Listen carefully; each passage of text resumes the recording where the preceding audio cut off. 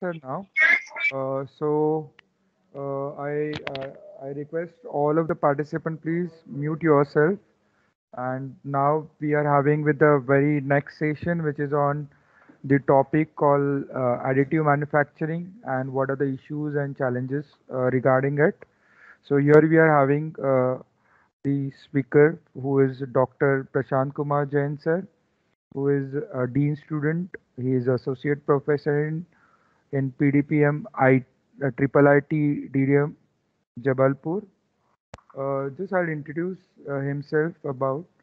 So he has over 25 years of research and teaching experience at UG and PG level. He is graduated in mechanical engineering from Dr. H. S. Gore University in 1995. He completed his master's in advanced production systems from Sati Vidisha.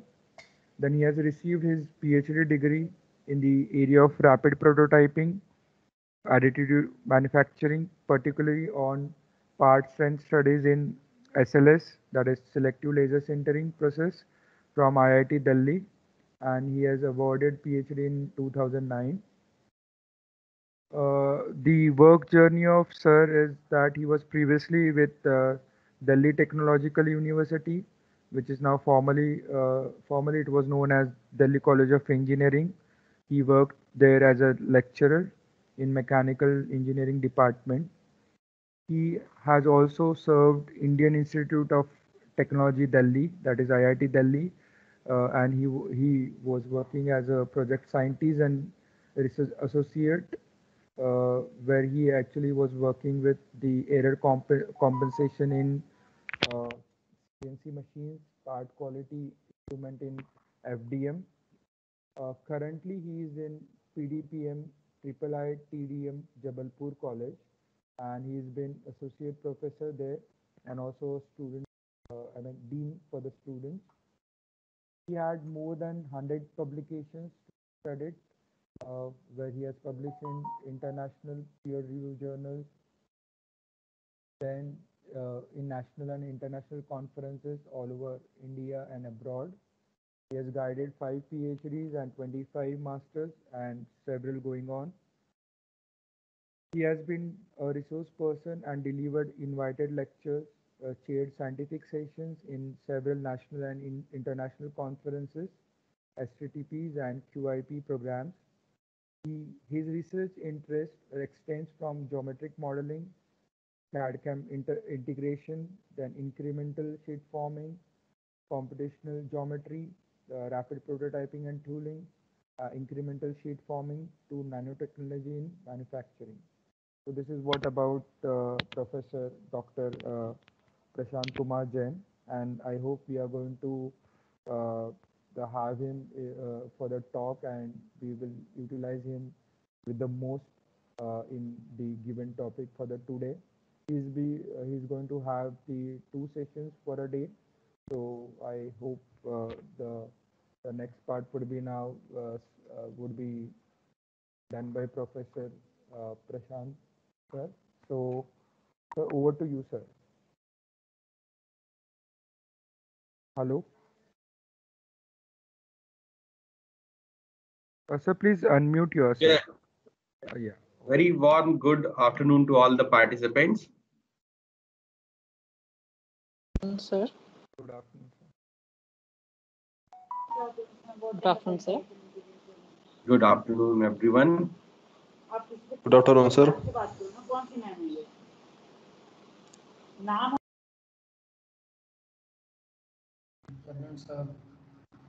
Hello. Okay, fine. Shall we begin with our topic, additive manufacturing issues and challenges? Yeah, yes, sir. You can. Yeah, I believe most of the Yes, participants sir. are the faculty members who are well aware about many of the techniques like SLS, SLA, FDM, or selective laser mentoring, and various other steps we follow in the additive manufacturing process. Since I have the opportunity to have 2 sessions, I planned to talk about some basics in the first session. And then in the second session, I would like to share my experience in the research domain in the additive manufacturing and what in India we can contribute in this area for research activities. So based on that, the first session, I basically covering those things which are must and required to carry out such type of research, which I am going to discuss in the second session. So it's a more kind of session I would expect from all of you to be interactive, not a classroom kind of session. So in each after 10-15 minutes, I am coming back to you and taking the questions in between the session, not to wait at the end of the session. Quite some things you might be knowing are very good in those things, but don't bother. I will keep them in brief and take that part only, which is related with the second session. So let us begin with this first, the product fabrication approaches, what we have, right? We know how we make the product, right? The machining, joining, welding, soldering processes, and the most popular one is the forming process, right? Now, today we are talking about the layer deposition. Mostly, initially, it was called as rapid prototyping, but now it's a well-established technique as a manufacturing technique known as additive manufacturing and internationally globally recognized as a additive manufacturing process. Then what we can do in this additive manufacturing process, we create a geometric model in any of the geometric modeling package, and then we are capable to print it directly from its CAD model by depositing the materials in the layers. You can see on the other side how many drawings are different views, cross-sectional views would be required to communicate about this part, right? So look at this situation, we adopt the additive manufacturing for such situation. And based on the classification, if we go, we can divide the manufacturing process in two sections, additive and subtractive. What we do in the subtractive process, we have a solid stock and carefully start removing the material and remove the unwanted or undesired material in a form of chips. But often what has been observed, the process is very complex, very exhaustive, time consuming, and very expensive, as much of the material has been removed in the form of chips. So it converted into the waste material. On the other side, in additive manufacturing, we deposit the material. But don't think there is no waste. Here is also waste. Look at this in this case of the CNC milling process. Some of the typical regions are there where your CNC machine tool, even 5 axis or even more than that, cannot even approach. But on the other side, we require a support structure to such kind of overhanging features. This support material is again going to create a waste also. So we have a 2 nozzle system. We will come back again to this. And we have the part deposition system and the support material deposition system. And we can have this kind of part fabricated 2 ways, removal process, addition process, right? So that is the reason why we choose for additive manufacturing process, right? But initially when it was developed as a rapid prototyping process, right? So idea was to minimize the time which has been taken into the first product or the fully functional prototype in our hand for mostly in case of the communication purpose, not for the functional testing. Look at this here, what the additional advantage we get. Any complexity is no more a limitation. Whatever we think, whatever we can imagine, we can produce, right? So that's the advantage we got. And here you see some of the components on the bottom side, the toy, the temple structure. We will talk on this, why these steps are there, and some fully functional springs, some engine blocks, which can be used as a pattern for block dies and block manufacturing.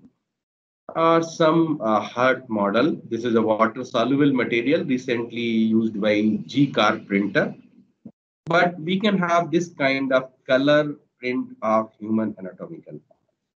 So what has happened if we talk about the communication purpose? If you remember and if you see, suppose you want to fabricate a cupboard or your study table, right? And you reach to a carpenter shop. So how you communicate, right? You don't try to tell him that my cupboard should be 3 feet by 7 feet height. I want 4 racks, 2 drawers, one left, one right, thickness of each like this, right? You start drawing something, right? You want to draw a picture of your cupboard. You want to give the dimensions on a piece of paper, mentioning, okay, this is my cupboard, or here I want to drawer, or here I want the cloth hanger, or anything like that, right? So here, what we call it, a picture worth 1,000 words, right? But when we come into the rapid prototyping part, we have a model in our hand, right? So we call it a model is worth 1,000 pictures, right? If I design something or some design is in my mind, I can model something, and while we have a break in between two sessions, we can have a print of that in our hand. So you look at it, how good about the communication, how we communicate with our team, our other colleagues, our boss, or even if you are in design department, how you would be interacting with your manufacturing department, right? So that's the major advantage we get with the rapid prototyping processes, right? Now let us come to the principle. What we have in this figure, you see, this is the model to be created or fabricated. And this model you have modeled in geometric modeling, you can do in ProE, CATIA, UG, or any other packages, right? When we come to the additive manufacturing, what is required? We should have a slicing, right? Because the process characteristics is the part will be built in the form of layer, right? So for layer formation, we want the information should be also in a form of a layer, right? So you need to do the slicing, right? So this is the slicing you've done, and now after slicing, you will receive this kind of part, right? Look at this on this. These edges are tapered edges, right? Additive manufacturing will not accept any tapered edge, right? Because it cannot produce the tapered edge. Whatever may be the processes, SLS, FDM, or anything, right? It will have always a prismatic, right? Extrusion of a layer, right? So what is the next step required? Squaring of the edges, right? So means we will approximate these edges and we make them squared edges, right? With these squared edges, the next task is left to the staking and pasting of layers, right? So all these layers we start pasting on one atop each other. So you see the first two layer, third layer, fourth layer, these will be pasted, right? Look at this. Anybody would like to add something to this discussion at this level? Why we have done the squaring of these edges?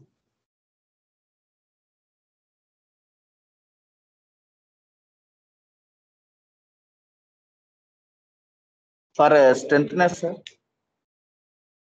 You mean strength? Yes, sir. Okay. Anybody else would like to say something? So to attain a proper shape. Okay. Anybody else would like to say something on that?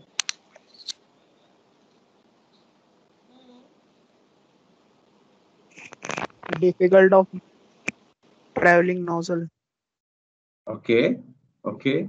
Yes, partly correct. Anyone else?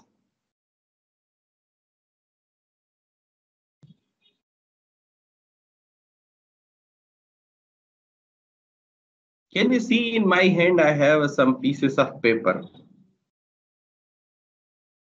Is it along with my screen, my video is also visible to you? Yes, sir. Okay. Can you see some piece of papers in my hand? Yes, sir. Right. Look at this. देखो ना, पढ़ोगे तो सब कुछ हो जाएगा ना, आप क्या करोगे? हर एक Mute yourself, please. So if you assume that all these papers are the different layers to be produced the model and this model to be produced, right? Look at this from top. This is the complete flat, right? And if I suppose I have this kind of taper surface, right? But you look at this, the thickness of my paper is remains same at the corner edges. My paper does not get tapered, right? So similarly, don't feel like that this layered manufacturing or rapid prototyping concept is very new. It is a century old concept. You look at it, how we construct our buildings, right? All these buildings are constructed in a layer form. Look at it in wherever you are sitting in your room, how the bricks are laid down on each other on the top of each, right? So you have a prismatic brick which we use to construct a wall, right? But that brick is in a prismatic form. You don't get any brick in 30-degree angle, 45-degree or 70-degree or 85-degree, something like that, right? And even if anywhere you want to use any tapered this angular brick, your mason has to cut it, right? But you don't get from market ready-made kind of thing, the 30-degree angle brick, something like that, right? So brick here also your layers are already and everywhere they would be in a prismatic form. Whatever may be the thickness may be 100 micron, thickness may be 200 micron, right? Or 1 millimeter, whatever it is, right? But you are not going to have a tapered layer, right? Because your nozzle will deposit the material and that will be a squared edge. So that's why to approximate the data, we square the edges, right? And then you see, once we paste all of them, this is the shape we are going to have. Now, anybody would like to add that? Is that the physical prototype we desired?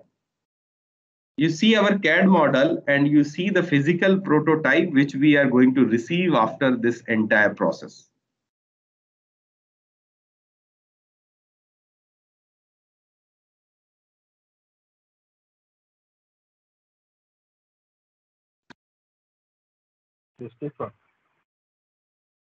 Pardon?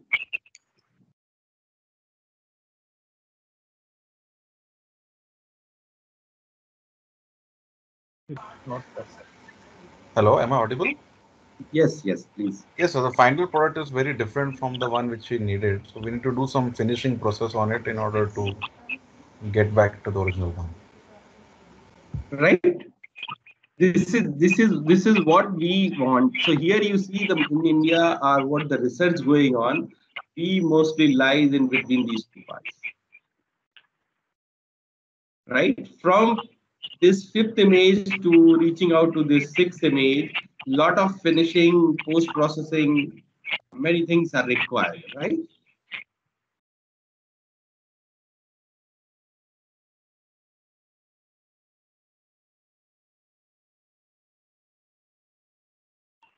Okay, so this is the basic principle of the additive manufacturing process. Some disturbances. Now look at that. Please unmute yourself. Somebody is.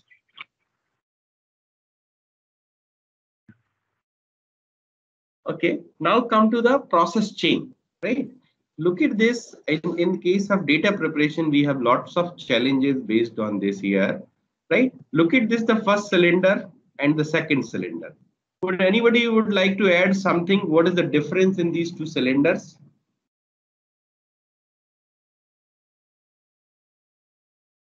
One is the finishing process. The surface is not smooth. Sir, one is hollow and one is solid, I think, sir. One is Hollow, completely hollow. Okay. Another one is, I think, solid, completely filled it. Okay. Anybody else would like to identify the difference in these two? Surface finishing. It's a fully constant. Other one is fully finished. Properties are not same, sir. With respect to surface finish, sir. Okay. Okay. This is very important part of the additive manufacturing process. I thought I I couldn't see the schedule earlier, or else I would like to take a complete session on this part only, the STL part, right? Look at this. First cylinder is completely smooth cylinder. The second cylinder is the tessellation of the first cylinder. So you see the tessellation is the piecewise approximation, right? Whatever the cylinder we have, it's a smooth one, and our task is here to have this kind of slicing to be done, right? So this slicing, if we do on this cylinder, what is going to happen on this cylinder, right? The cylinder will have a very complex equation to solve to get the intersection. But when this is converted into the piecewise approximation like this, right? So this is converted into the piecewise, right? Now there is a piece, right? Just like we peel off our fruits, vegetables, right, from the knife. So your knife will create a planar section. And here, if you look at this, the further we standard process we follow, we do the triangulation, right? And this is known as the STL file. When we write all this information into a Word, into a text file with .stl extension, we call it stereolithography or standard triangulated language file, right? This normally we use to generate the slice. So look at this here. This slicing will be very tough on this, but here if I slice this part, what is going to happen? This plane, you can say this is a plane which is parallel to XY plane, right? This plane is having intersecting with another planar section, right? This another planar section, right? With this another planar section, you see that this is converted into the triangular form. So again, this problem reduces to the intersection of a line and a triangle. So we can very easily get this contour information because our next step to get this contour information, right? So here I will not continue this discussion further. This is a separate 1 hour discussion required on STL file and slicing, but I will show you some MATLAB programs where you can see how this implementation has been done. Now look at this. After slicing, the next step is to generate this nozzle path, right? So here we require a lot of computations after tessellation that we do the slicing. So this is the contour information we got. Now you have to generate this nozzle path, right? Okay. So based on this nozzle tool path, we will generate the laser, or maybe it may be a nozzle, or it may be a laser. Then the part fabricated on the machine in the RP system, right? Right. Now look at this. Once this part is completed, we have to post-process, finish, remove the support material or any burr related part. So we used a ultrasonic vibration system and in a liquid where this water soluble support material has been removed or dissolved in the water. Right. Now we check for the final prototyping. Final prototype is okay. Okay, then fine. Otherwise, we need to do again some modifications in the geometric model. Okay means you can check the dimensional accuracy or surface finish. Then you might have to change its orientation, right? Now, see the implementation. This is the part designed in a ProE, right? Now look at this. Anybody would say, what is that part?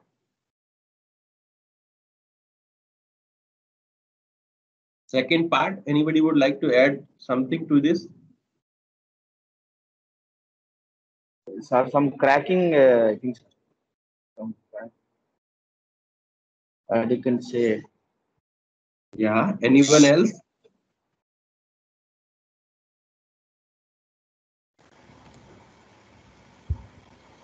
So after importing into the file for 3D printing, the tessellation, that process has been taken place, and we can see the triangles that has been generated on the part.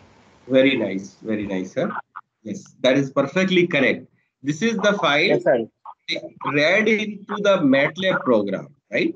I hope most of you are using MATLAB for your programming purposes, right? Yes, sir. So you see here, this file has been imported into the MATLAB. Self-written code is required. I will show you not exactly this, but some other MATLAB program. So here you see wherever the large surface is there, you see the large triangle are there, right?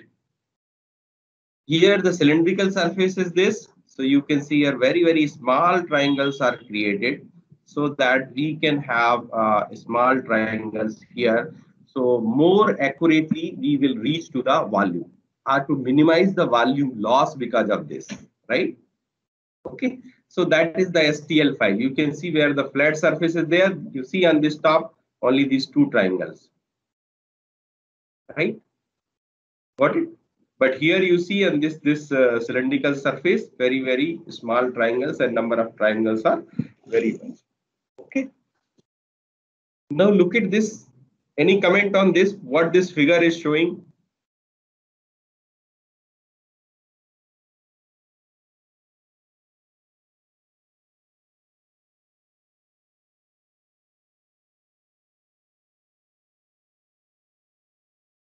So is it the tool path? Yeah, not exactly. Anyone else?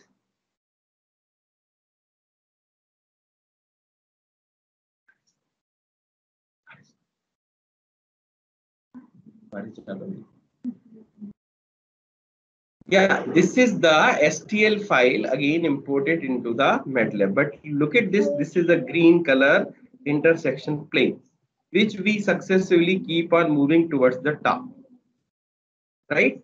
And these surface patches are now converted into the triangles. So you see this line is converted into this triangle is converted only into a line. This line you can see over here, right? And you see these blue color dots. Look at this one blue color dot. This is another blue color dot, right? Can you see now? These blue color dots are the intersection points with the plane and that line, right? So these are the intersection points, and the next task for us to join all these points in a logical way so that we can get the contour information, right? Look at this here. If without making any arrangement, I just, whenever I found a intersection blue dot point in my MATLAB program, and if I start plotting, this kind of information or this kind of plot I'm going to receive. Is it useful? No, not at all. This figure is not at all going to be useful for me, right? So we need to convert this into the logical sequence, right? Once we convert this or we join this in terms of logical sequence, we will receive this information. Now, can you relate this? This plane has been cut from here, right? Look at this. Probably this is cut from this position, right? When we cut this part from this position, right? You look at this kind of contour information we will receive. Would anybody would like to comment what is this red color dotted line in this figure and the blue color solid line?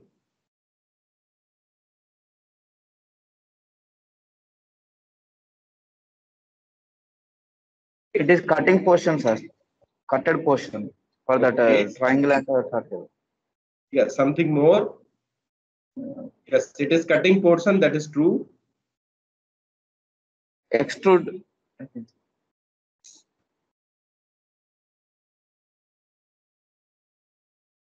Okay. Anything else would you like to add?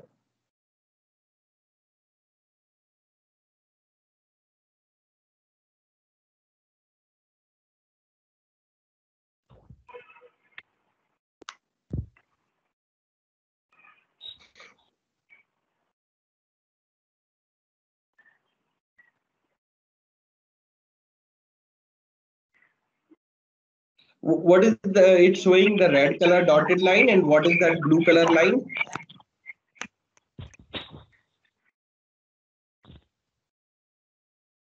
Blue color line is actual line, sir. Red color line is curved line. internal line. Okay. So external internal contours. Yes, very nice. Very External nice. internal. Yes.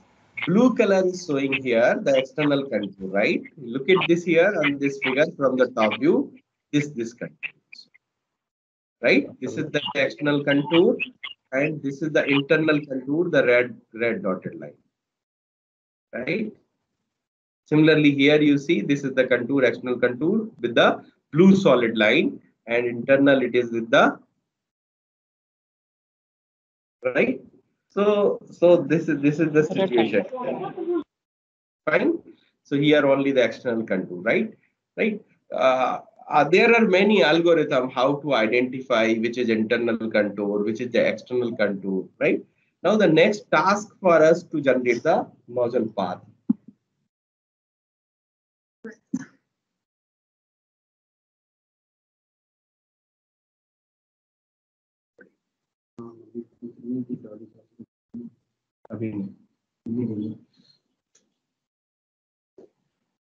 Right. Now if we generate the nozzle path, you see in this way. Suppose this is the path we need to generate. So the material to be deposited in this between area, right? And again in this area, right? And suppose nozzle is moving from this area, then you look at this, the material to be deposited in this area, then here no material deposition is required. Sorry, I made a mistake here. Material deposition for in this area, and then again in this area, right? Similarly here the material deposition which took place, no material, then again deposition here, right? Look at in this figure, right? The pink color dotted portion you can see here, this is the area where solidification needs to be done, right? Here the solidification needs to be done, and in other area, solidification when only the blue solid line is going, no solidification is required. Whether it is a laser-based technique or it may be a nozzle-based method. Till now, so far, what we have discussed it is irrespective of the technology for the material deposition. It's all about the computational part, the information generation part, the data preparation part, right? How we do the slicing, how we get the information, contour information, then how we will generate the tool path, right? Look at this. Suppose here this nozzle is going moving like this, right? So you see here what is going to happen in this case. In this material, here the nozzle will be switched on. At this intersection point, nozzle will be switched off. Then again nozzle will be switched on, off, again on, again off, again on, off, like. So all these contour information will serve as a on-off kind of thing, right? Okay, so this is the way we have to generate the data.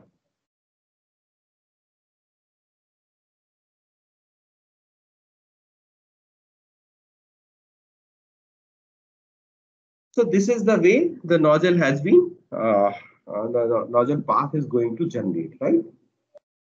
Okay, now look at this. We come to the various issues in additive manufacturing processes, right? Now it's well established, right? But still many issues that affect the part quality in additive manufacturing processes, such as the staircase effect, chordal effect, volumetric error, containment problem.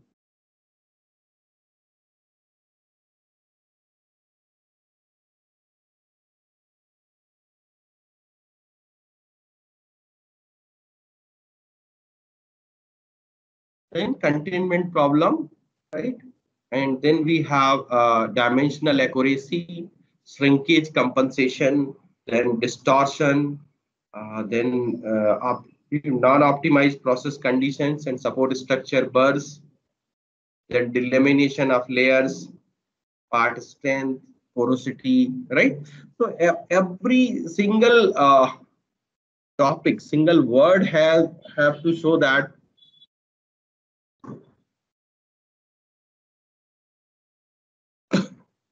that it has a sufficient scope for MTech or PhD thesis here, right? So let me show you one before I coming back to this, let me show you one more thing. Like, look at this Can you see this part? Right? This part, we have a 3 sphere inside each other.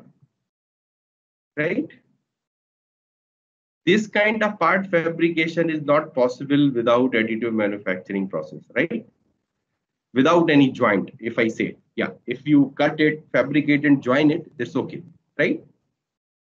You also see on the bottom, the text mention IITD, right? Smooth surfaces, right? And since I talked about the STL file, look at this. This is the STL file of the company, right? You can see hundreds of triangles, right? And they are all cross section to understand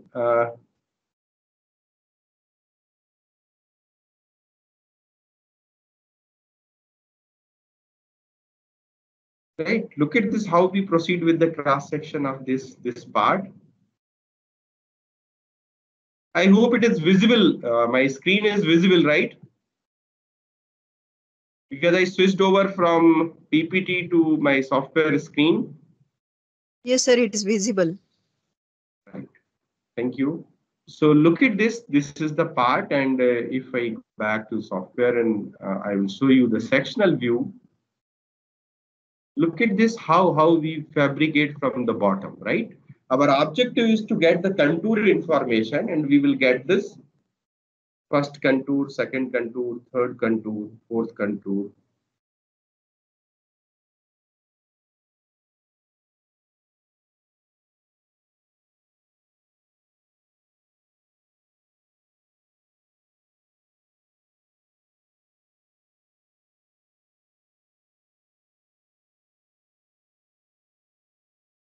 Right? You see the subsequently how the part moves. At this stage only the spring. Wherever this contour information, look at this. What is happening to this? At this stage, only this much blue color contour portion will be solidified. Right? If you know about the SLS process, I will show you. I will talk little on selective laser sintering process again. But look at this. If you know the SLS process at this particular stage, only this much blue color contour portion will be, laser will come, right? So this portion powder will be solidified and remaining area, the powder will be unsintered, right? So that will provide a support to the sintering process. Look at this, how we proceed further. Then see, the first sphere is coming into picture, right? Now the second, you see there is clear-cut gap between first and second sphere, right? Completely it's an air. But in actual practice, when it is produced on the SLS process, what is going to happen? This will be supported by the unsintered powder, which is not solidified. And once the process is completed, we remove the unsintered powder and clean the part, right? So that is going to happen.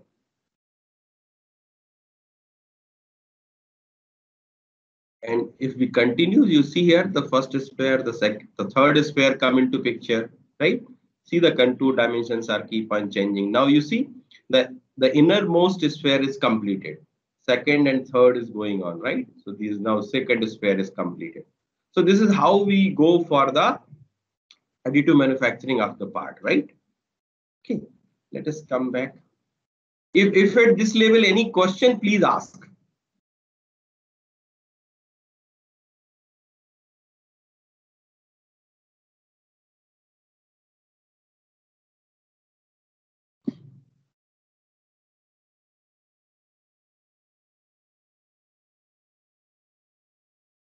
Any questions?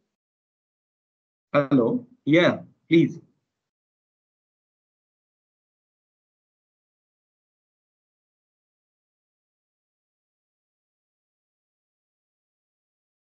So, any questions from participants? I think you can proceed. Okay. Okay. So let us continue. Yeah. Look at this. Based on this, you see, we can have the part quality in different cause and effect kind of thing. You have the distortion and warpage, you have the volumetric error, you have the shrinkage, dimensional accuracy, the support structure bursts, the mechanical properties, right? So in case of volumetric, again, we have the tessellation effect, the chordal effect, and because we have to, the two steps are must for any additive manufacturing, whatever the geometric model you plan, the tessellation and then slicing. So again, this slicing will lead to the staircase effect and the containment problems, right? Now let us see. Many research has been done in the past for three activities like pre-processing, processing, and post-processing. So we divide into three categories. Pre-processing, you require the tessellation and the slicing, the last one, right? Then you require the orientation, means the part orientation, which surface should be vertical, because that vertical surface will have very good finish. And your surface finish will depend on the angle of the surface, right? Then shrinkage compensation. You know, we for rapid prototyping purposes, we use the polymer material. So after heating, they all will go to a shrinkage cycle, right? They will distort in the dimensions. Sometimes they may even expand also, right? So we need to understand the scaling factor. Then the placement on the machine itself also plays a crucial role, where you are placing that part on your build platform. Then layer thickness. And if we come to the laser parameters like laser power, beam speed, hatch spacing, this I will discuss again with the SLS process, right? So powder bed parameters, then geometry parameters, right? And then cooling time, then how you do the finishing, polishing, right? So these various issues will affect. Now it will come back to this. What is the chordal effect? Would anybody like to say something so that I may understand that if it has already been covered by the previous speakers, or you know that I may be little faster on these slides on these things. Anybody would like to say something? What is the chordal effect or staircase effect? Even though you may read my slide.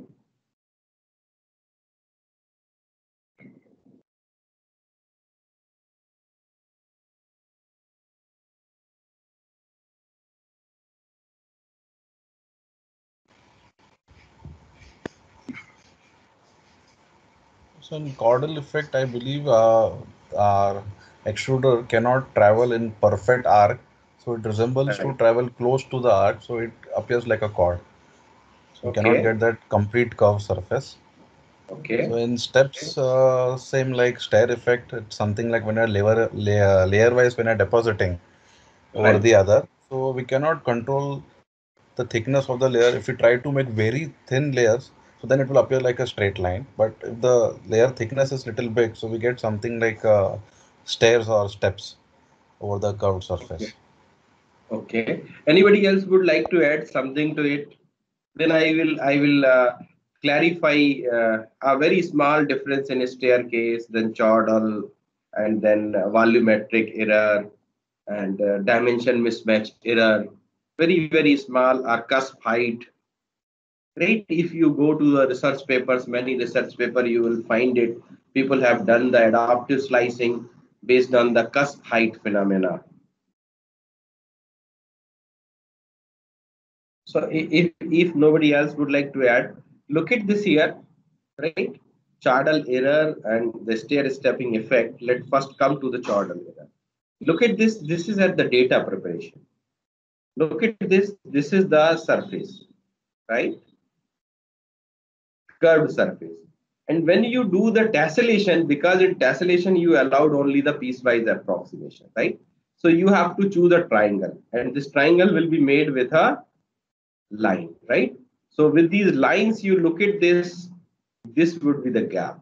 This is the chordal error. Because once you do the tessellation, and for this tessellated model, you take for the slicing. So whatever this volume loss has occurred, this is gone. This is irrecoverable, right? So there is no question of making this curved surface because you have already tessellated, right? Look at this. For example, I give you a sphere. Sorry.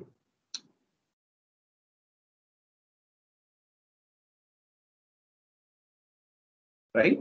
Assume this as a sphere and I ask you to use a knife and cut this, but you can use this knife only 6 times, right? If you use the 6 times the knife, this sphere, you assume that it is an apple or it is a potato, right? So what you can see from the top,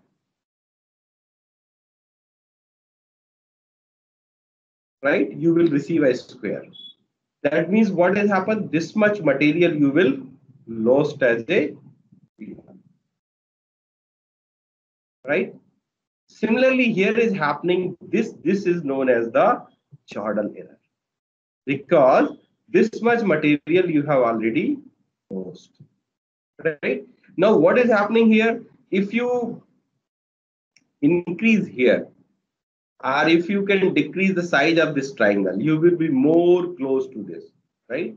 Or you can fit a small another triangle in between this, right? So that volumetric loss will become less, right? But at the same time, what will happen? The complexity of your model, the number of triangles in your model will be increased, right? Similarly, here instead of this 4, if I can have this kind of situation, right? So what is happening? You see here, this caudal effect is reduced further, right? Instead of one triangle, if I can make this as well as this triangle, right? So what is happened here? More volume is covered, but the number of triangles will keep on increasing, right? So this is the caudal effect, right? Now look at that stair-stepping effect. You already did the tessellation, right? So this is the line of the tessellated surface. Right now you do the slicing. So look at within this circle, the June portion of this circle. This is the caudal length, you know, and this is the cusp height you got in between. Right? Because of the stair-stepping effect, this stair will come, the next stair will come, and there would be a gap. Right? So this distance is known as the cusp height in the staircase model. This is known as the staircase error, and the cusp height is a very big parameter to control the additive manufacturing surface finish, right? So look at this. If you see here, this and this gap, this is the caudal error, and this is the stair-stepping error, right? And this is the cusp height. You see, some errors will be also be generated using this stair-stepping effect mismatch, right? So look at this. If your layering start from this position, right? Your thickness is this, but you started from this, right? So because of this, you see on both sides you are using either if you consider this complete layer, then what will happen? Your nozzle will deposit this much material. So your part will be oversized by this. If you do not consider it, you are completely eliminate this, what is going to happen? Your part will be smaller by. So that is the dimension mismatch error, right? Then similarly, you see if you increase the layer thickness, what is going to happen with the stair-stepping effect, right? More volumetric loss is here. If you have thin layers, here the smooth surface, right? But if you have very thin layers, you have better surface, right? But what happens? The timing for machining would be increased. Another thing, you can't go beyond certain limit of this layer thickness, right? You can't have 20 micron or say 10 micron, right? If you have a nozzle of say 1 millimeter, for example, then your layer thickness cannot be less than 1 millimeter, right? Now, another situation, very important, which raised like that.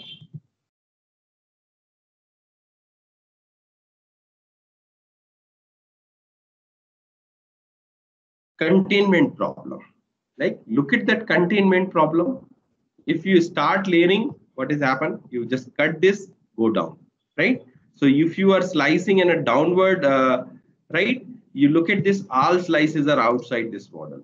And in this case, all slices are inside the model, right? But this is not possible without your programming intervention, right?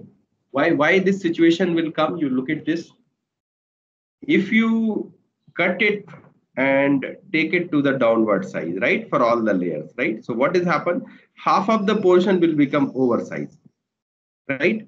And on the other side, when you see you cut from this portion and take it to the downward, right? Zooming in the downward direction. Then what will happen? Or extruding in the downward direction, what is going to happen? Right? Upper size part is undersized. You can see on this figure. And when you build this form, what will happen? The overall shape will be distorted. Right? Can you see in the zoom screen like this? Here on this side, this part is oversized. On the upper side, this part is undersized. You look at this. When you make it and when you polish it or ground it or do any post-finishing operation, what will happen? On the half of the portion will be extra. And on the upper top, the portion is, the material is less.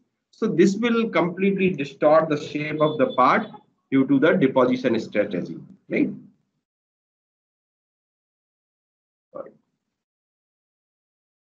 Look at this. Now the next is the volumetric error. Right? With this volumetric error, you look at this, what is happening inside the shaded image you see, that is the part going to be fabricated, right? And that is the intended geometry. So you did the tessellation, and when you do the slicing, you look at this, what is going to happen? This much part will not be built, right? And you can calculate its volume, right, by 360-degree sensing it, right?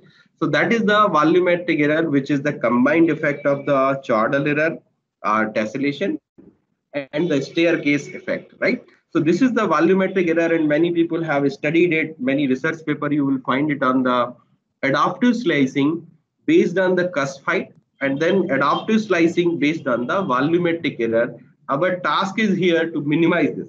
Suppose we reduce this layer thickness, right, and introduce another layer on this. What will happen? This layer will make this part. So instead of this complete volume loss, now you will have this small loss and this small loss. This much volume will already be filled, right? Okay, this much volume will already be filled. Got it? So this is the volumetric error, right? Now at this moment, if you have any question, then please ask. Then I will briefly talk about the two processes, and I think 1:15 was the time given to me. We can continue up to 1:25, and the next session again we will compensate, right? So I would be able to cover two processes and related issues in them, and then accordingly we can delay the next session. So if you have any question up to this point, please ask.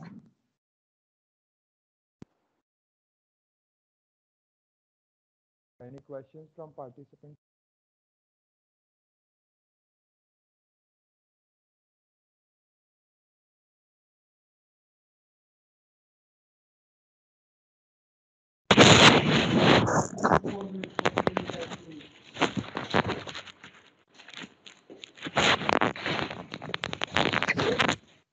Sir, how can we avoid wrapping effect?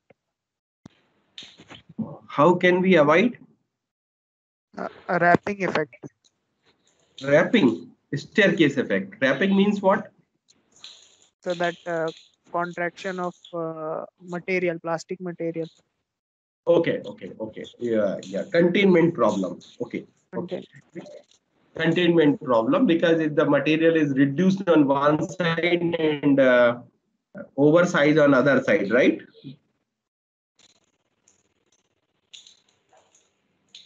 Yes. Okay. This question I would like to take in the second session, where I will show one of our research paper on that particular part, how we address the containment problem. But briefly I will tell you here, the problem is unevenness. If my entire part become oversized, no issue. If my entire part will become undersized, no issue, right? Because if I know my part is 0.5 less, then I can polish it, right? Or I can paste any other material on top of my part. Or if I know my all the stair stepping edges are outside the part geometry, I can machine them. I can melt them selectively, or I can grind them. The issue in that we should get the uniformity on the entire part. It may be oversized or it may be undersized, right? So that I will show you in the next session how we address this problem. Good to ask this question. I will keep those slides included in the second session. Yeah.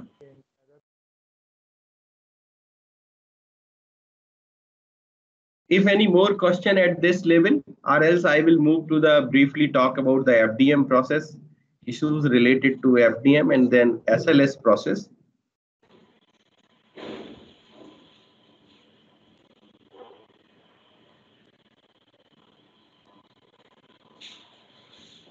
Okay.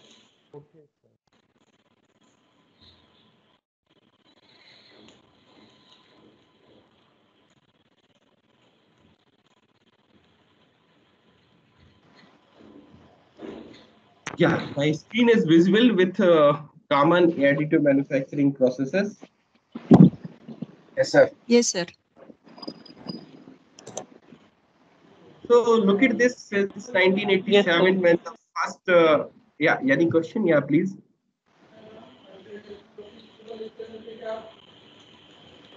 No, sir. No.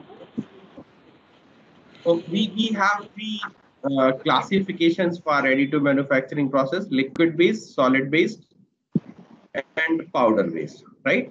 So liquid based mostly people not use nowadays, right? Are very limited use of that. Solid based, since the Stratasys patent has expired or has attained its age, many people are using fused deposition modeling method for their, or mostly we call the free form fabrication or fused filament fabrication, like that. So that is widely popular nowadays, and very low cost printers are available in the market. So we will talk briefly on this. And then the powder based selective laser sintering process has shown the potential to become the rapid manufacturing. So we will talk a little on this SLS process, right? Look at this, what we do with the FDM process, right? So I know many of you know, but let me briefly talk and then come on the issues. So it will be a complete discussion. We have a two wired spool, one for the support model and one for the material model. So look at this, we have this overhanging feature in this case, and in overhanging feature, we need to generate the support right here. So this is the portion of the support material, right? And this support material is like this, right? So this is with the different material like polycarbonate, which is a water soluble support material, SR21 we use here. And here you see this is the part model, right? So in this portion, what we do, we deposit the material, right? So here, these are the two silver colors you can see. These are the heaters, right? These are the rollers. So they will push the wired spool material inside this extruder head. And this is the heated extruder head, red color you can see here. And this, the black color nozzle is there, right? So from based on this nozzle, right?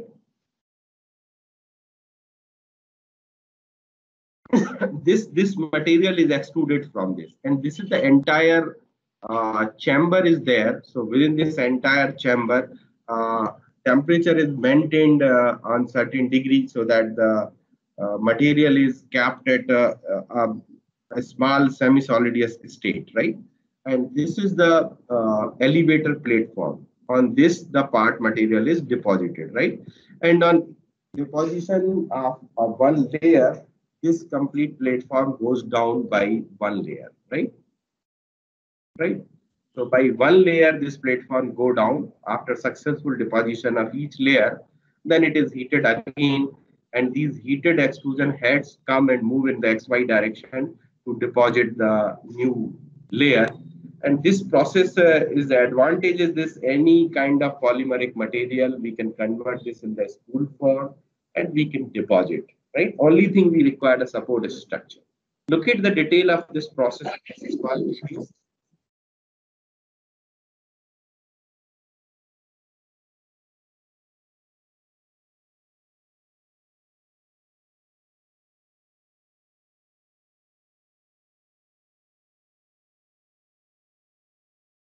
We cannot hear you.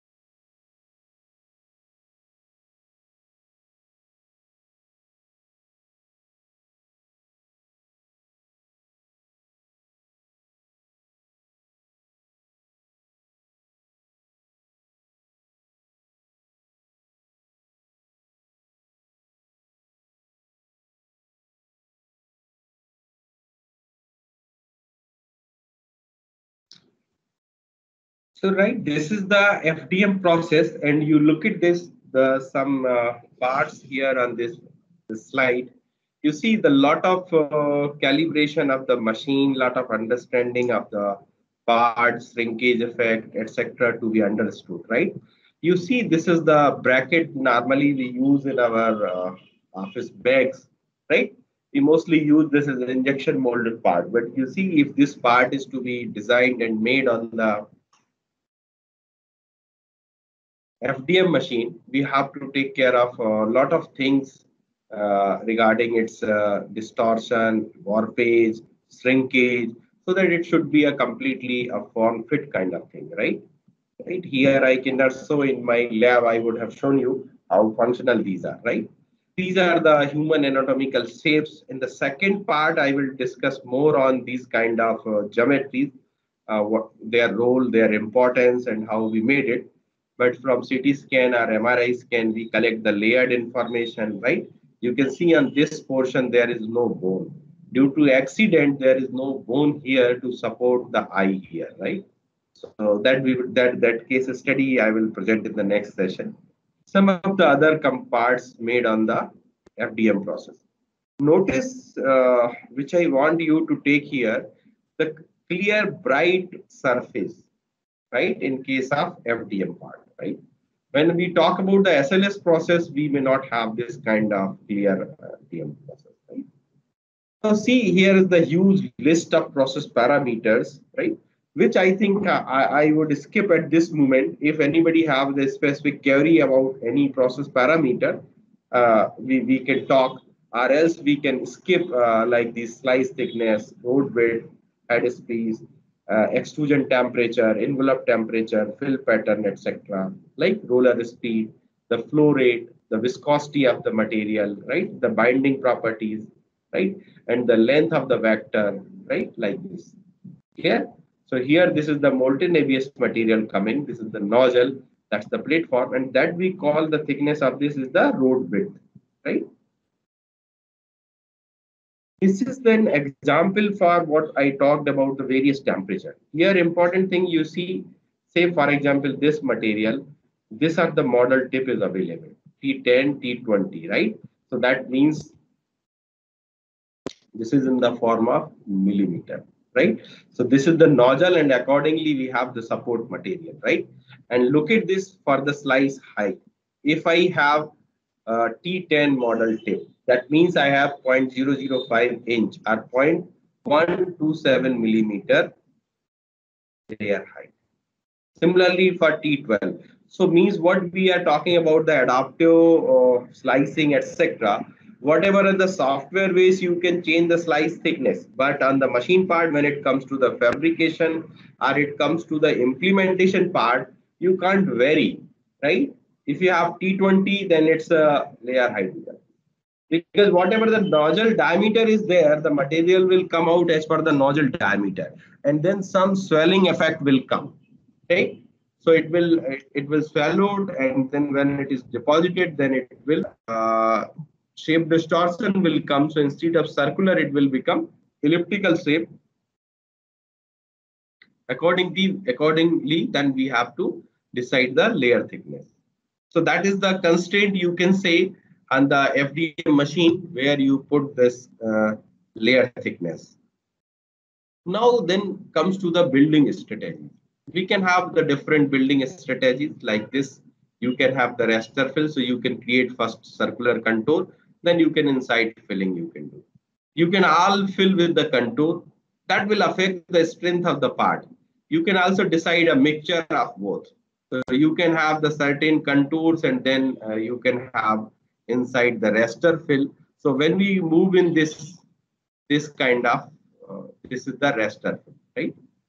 And like this is the between road gap. We call it road gap. And this is the some of the part we have made on our own developed experimental setup. This machine I will show you, right? In our CNC machine itself, we are capable to print the part.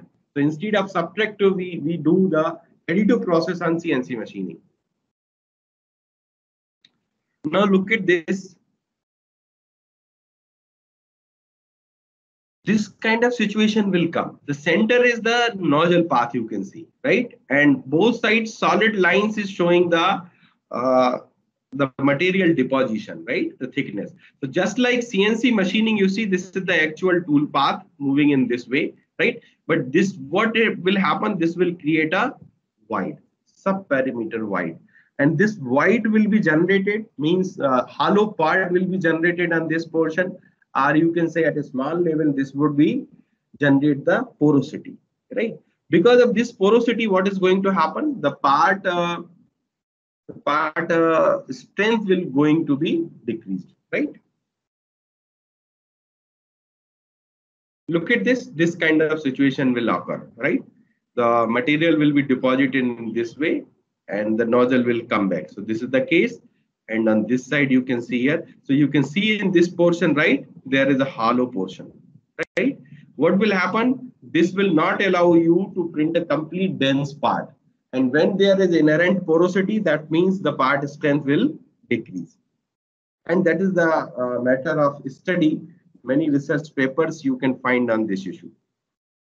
Then we have a lot of challenges while we are going with the raster fill on the build layer, right?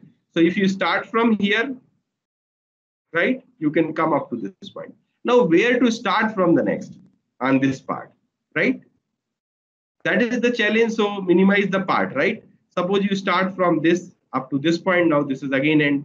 So you end. So means how many sub parts you want to divide this geometry, right? And to develop the raster segments and the movement of nozzle to be decided, right? So these are the various issues. And you can have the core wide also. Like for example, your nozzle diameter is say 1 millimeter, right? And this entire length is, you can say, 4.5. What is going to happen? 1, 2, 3, and the 4. You will receive a 0.5 gap always there. So if you start from this, right, coming back to this, right, and then going back like this, right, and then coming back on this, what will happen? 4 nozzle paths are there. In between, you are going to have 0.5 millimeter gap, because this nozzle diameter you cannot change on the process, right? Clear? So this will generate a core void, means inside there would be a gap, right? Look at this. We have to maintain the material flow synchronization. Means if your nozzle is moving fast but material is coming slow, what is going to happen? This will be the situation. Look at this here.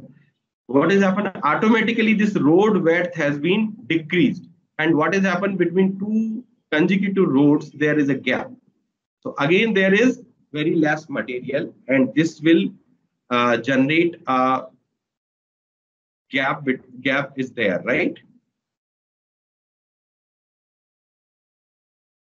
Similarly, here you can see if nozzle is slow, but material is coming fast, our viscosity is higher, our temperature of the nozzle is higher, or your rollers are pushing material very high, this kind of situation. Your top surface would like this, and this curly shape will start. Right? Get it? So in this case also, there is a possibility this kind of gap will be created and part strength will be reduced. So very careful selection of process parameter, lot of experience is required while you print your part to avoid such kind of situations, right? This, if we do not control it properly, this kind of situation may occur, right? Look at this. These two roads are not joining with each other, right? Clear-cut gap is coming, right? You can see over here. Similarly, here you see this is the solid part, but here you see what has happened. Lot of gap between there, and they are not joining with each other. You see the inside broken is there. Similarly, here you see the bottom layer is very good, but see on the top layer, right? You can see here, let me zoom it. And you see here what has happened because the nozzle movement is fast, but material is coming less.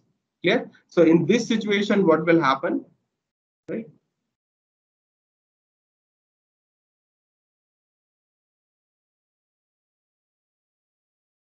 Look at this. Would anybody like to comment on this? What happened to this model? This model has been printed on StatSys machine.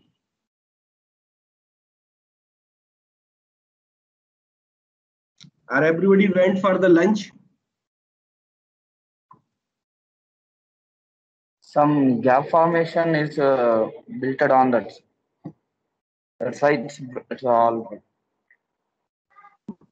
Okay. Anybody else would like to say something on that?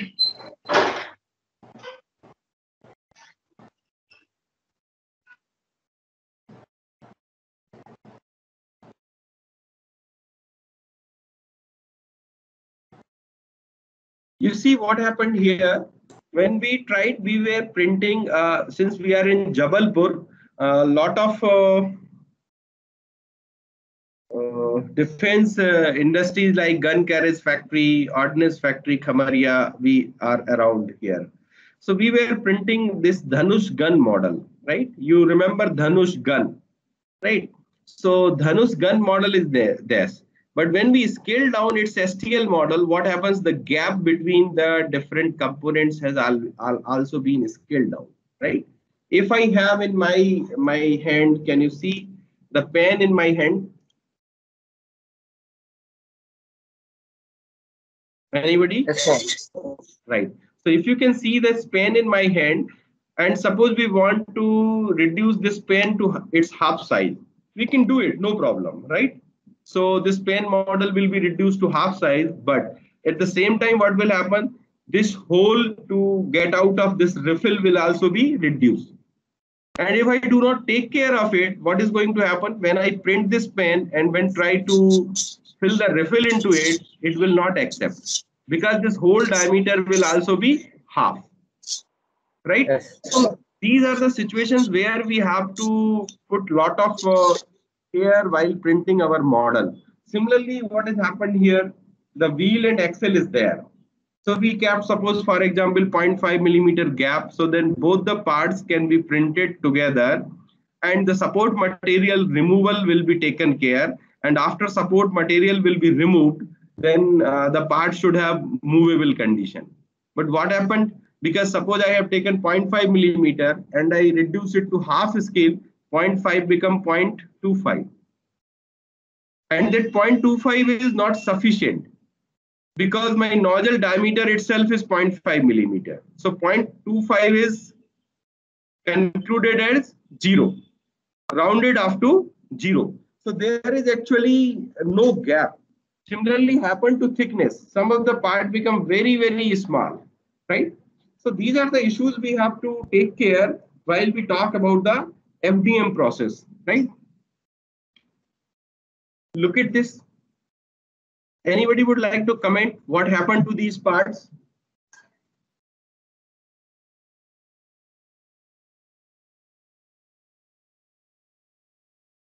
Don't worry, we will stop in next 2-3 minutes, and where we left, we will continue from here in the next session. Anybody would like to comment what happened to these parts? Any comment? No, sir. I exactly don't know. Yeah, you look at this. If we do not maintain the build chamber properly, what is happening? You see on this bottom layer itself, part has not been built, right? What happens? The material did not stick to the build platform, and material has started moving with the nozzle, right? Okay. So because it has started moving with the nozzle, right, my part will not be built. When there is no first layer, no question of second layer. You see it here. The material extrusion from the nozzle is very, very less, right, in some of the cases, right? So what happened? This material extrusion not deposited, not stick to the build platform, start moving with the nozzle, and then it continues. So we are not able to deposit the first layer itself. And when there is no first layer, no question of second layer or third layer like these things. So this is again a part of research activity, and many people are working on it. Many of you can also take up in this area. Look at this slide. This is the case I want to share with you. We were measuring the surface roughness at 5-degree interval. So we have a part with 0 degree, then 5 degree, this vertical size you can see. This is 90 degree, and we measure the angle from horizontal, right? So we got this 10, 20, 30 like this, right? This is the 80-degree part, right? At 80-degree orientation from this angle, right? So this 80-degree orientation, we have to get the part, right? Problem is this, we wanted to, on upward surface and downward surface, both we wanted to measure the surface finish. So what has happened here, if this orientation is not supported, right? What will happen here, the support will generate automatically. And when we print this part along with the support material, there is no question of measuring the surface roughness, because of when we remove the support material, what is going to happen? Because of the removal of the support material, the surface finish will entirely different. So our study will not get the correct result. So what we did here, you see here, we created support in the part itself, so that this part will become independent and do not require any support automatically to be generated, right? So these are the innovative tricks we apply to conduct the experiments for our research activities, right? And I think now I'm moving to SLS part and various issues related to SLS process. So let me skip this part, and we can have a break, or you can say we can end this session at this moment. And on this slide, you have my mail ID, my Facebook and my LinkedIn ID. You can connect with me anytime. Right? My Facebook is PKagent2006. LinkedIn is also PKagent2006. My mail ID is also mentioned here, right? So I would request Professor Suryavanshi, we can, if any question at this moment, I would love to answer, or else you can keep your questions intact for the second session. So any questions from the participants?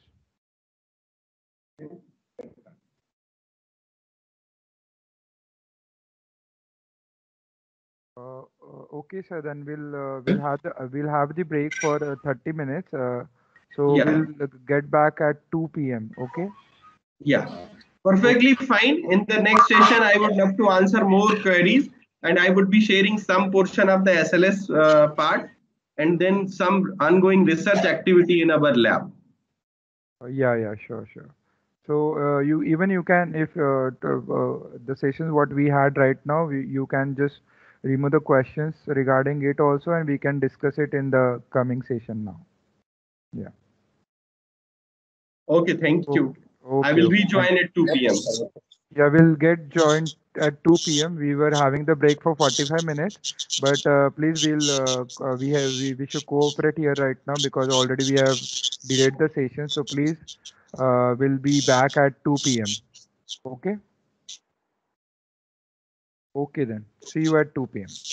Look at this. In between, you see this is the powder bed, right? And this is the complete build chamber, I would say. Inside this infrared heaters are mounted. And the material which I am talking is PA2200, polyamide 2200. Chemically, it's nylon 12. And then particle size is around 40 to 60 micron.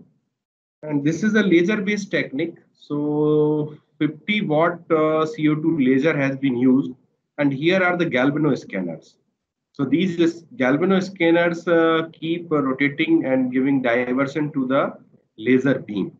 And these infrared heaters are keep the build chamber temperature around build chamber temperature around 170 degrees centigrade, because the melting temperature of PA2200 is around 180 degrees centigrade.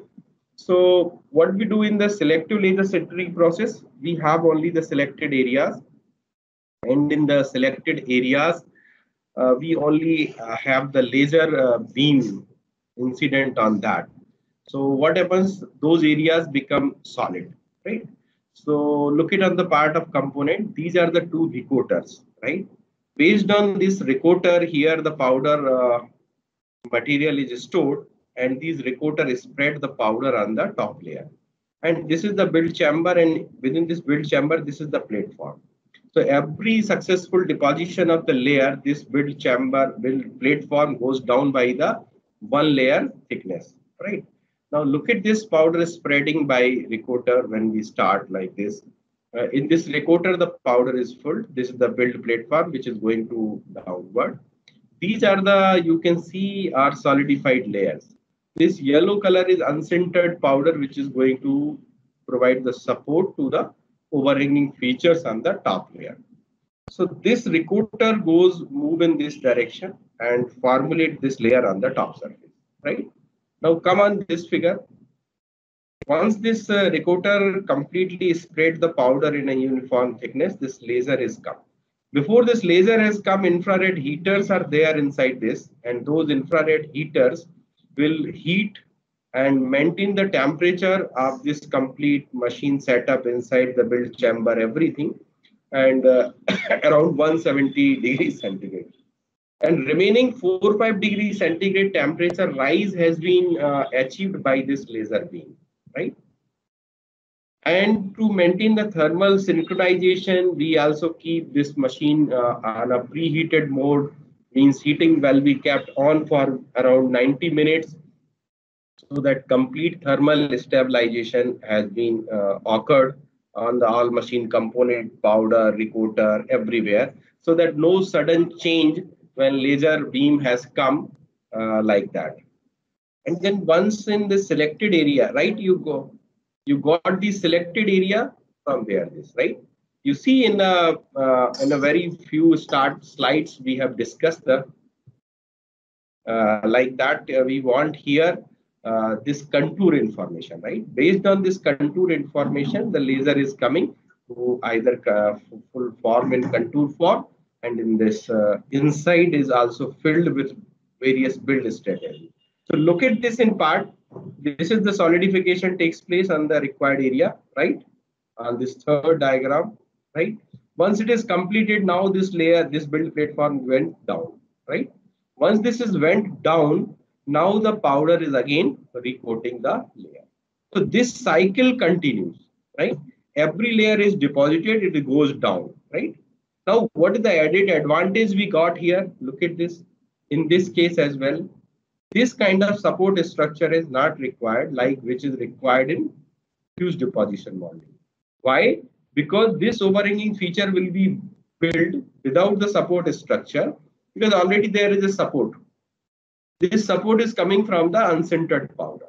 So only thing, support structure not required, and it is capable to handle wide variety of materials, right? Any component we can any material we can use, provided it should be available in the form of particles and have the tendency of neck formation and sintering, right?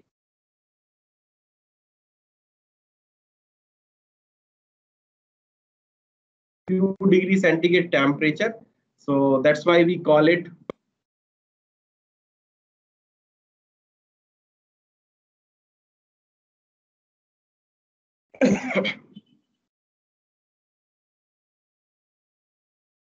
that's why we call it selective laser sintering. Selected areas centered by the laser only. Look at this video.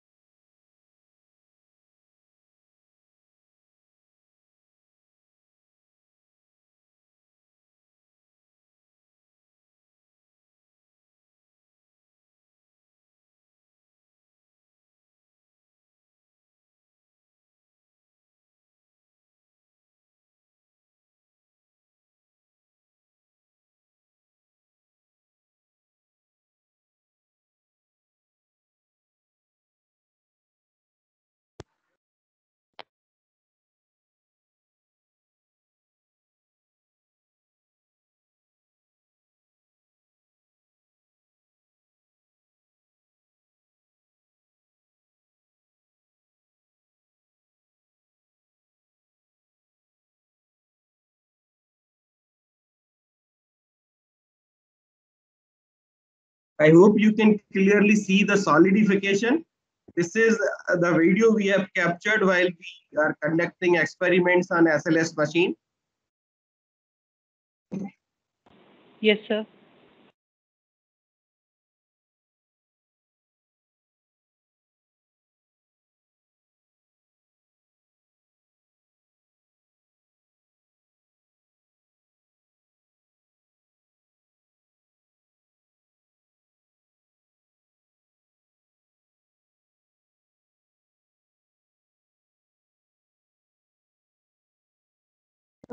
Now the heater switched on to maintain the temperature, right? Did you also hear the voice which is in the video? The music in the video? No, sir. Okay, music video is not available to you. Okay. Anyway, leave it. Now look at this. This is the huge list of SLS process parameters which we have to carefully control. The major parameters like laser power, beam speed, and hatch spacing, they together make a new parameter like energy density, right? Which is proportional to laser power and reversely proportional to beam speed and the hatch spacing. That means if you keep the beam speed high, the energy supplied at a particular point would be less. And hatch spacing you see in this figure, this is the hatch spacing, right? So this is the distance between two successive laser incidents, right? So if you keep this distance higher, what will happen? The energy supplied to two consecutive scans are in some particular point would be less. And at the same time, you increase the laser power, the energy would also increase, right? Then like CNC tool offset, we have to beam offset, the hatch pattern means angle, then scan length, you look at this and delay time, you start from here like this. Like you see the two adjacent points, right? You start from here coming back. So what will happen in these 2 points? Very fast incidence. Now if you start from here, going this, and then coming back from this, what will happen if you take these 2 points here? Incidence has come after very long time. Long time means it is in microseconds, right? Still, but comparison wise, it is large time. So that will affect the part strength. Then the build chamber temperature. I mentioned here that 170 we have to maintain. Remaining 4-5 degrees centigrade rise will come from the laser. But suppose you increase it, right? What will happen? The entire part bed will become a cake kind of thing. So no unsintered powder, no removal, no part fabrication. Similarly, bad preheating time. If you have the less, then what may happen? That the curling may occur, right? The part will start warpage. I will come back on that warpage. Similarly, the layer thickness, particle size, refresh rate, right? These are the issues we have to carefully control, right? You see here, these are the some parts. I mentioned in the previous session to carefully have a look on the FDM fabricated parts, right? So FDM fabricated parts are like that.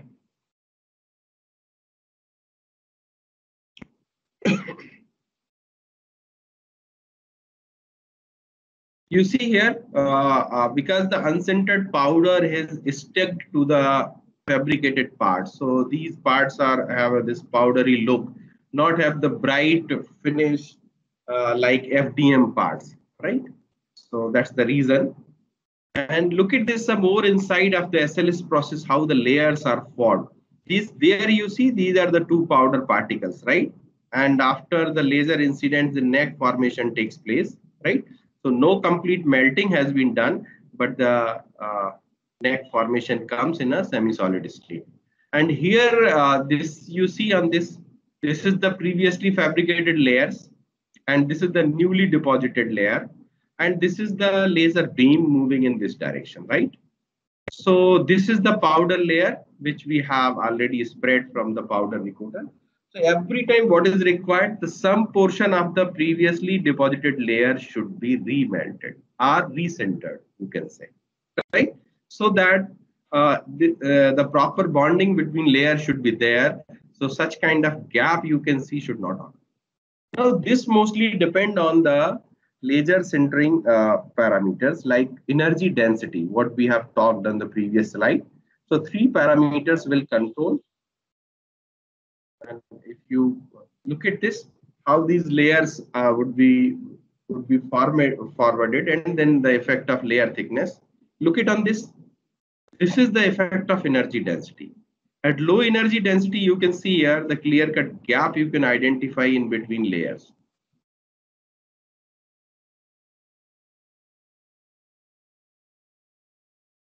Right? And when we increase the energy density, some medium will look at this. The layers are completely formed, become solid. You can see just like braid packet, right? So some bonding between there, and the moment you more energy absorbed by your powder bed, you see here the complete solidification has been done, right? So what is happening here? No gap, you can find it out, right? And these on the bottom side, these are the zoom picture of all these three, right? So if you go, you can see here, this is already at 100% zoom, right? So this is the effect of energy density in case of SLS process, right? This kind of situation will arise.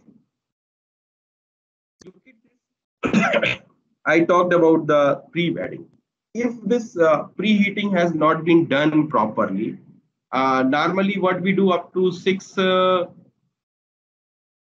centimeter, 60 millimeter, we do the layer spreading, powder spreading without any sintering, so that the proper preheating has been done after 90 minutes of the preheating time, and some of the layers like this.